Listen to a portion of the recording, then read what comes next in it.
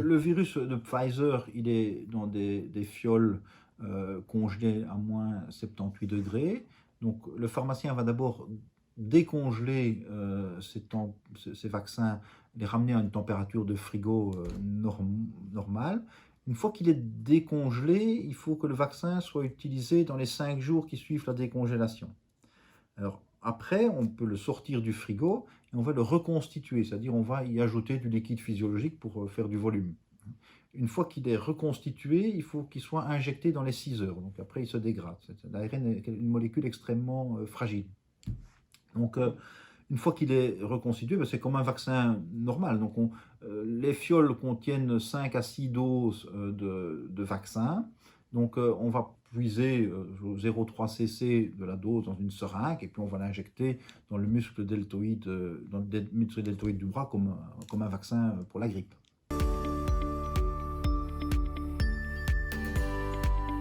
À l'heure actuelle, on se base sur les études qui ont été faites. Les études qui ont été faites, que ce soit avec le vaccin Pfizer, avec le vaccin Moderna, avec le vaccin Sputnik ou avec le vaccin AstraZeneca, ont chacune fait 2 doses du vaccin espacées de 3 à 4 semaines. Alors pourquoi fait-on 2 doses? Parce qu'on sait que quand on immunise quelqu'un, quelle que soit la molécule, on sait que quand on injecte une première dose, on va stimuler une première réponse du système immunitaire, un priming du système immunitaire, et quand on donne une deuxième dose, on va renforcer l'effet de la première dose, et donc on va avoir une réponse immunitaire plus forte.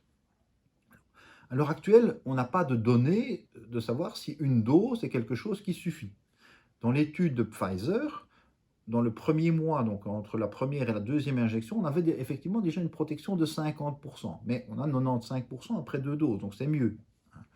Alors, il est possible qu'on, dans les mois qui viennent, on fasse des essais avec une dose et qu'on voit que malgré tout, l'immunité est déjà satisfaisante. Mais je pense que dire qu'on va donner une dose pour faire entre guillemets des économies et pouvoir vacciner plus de gens, on prend le risque de vacciner les gens de manière moins efficace et de manière peut-être moins prolongée.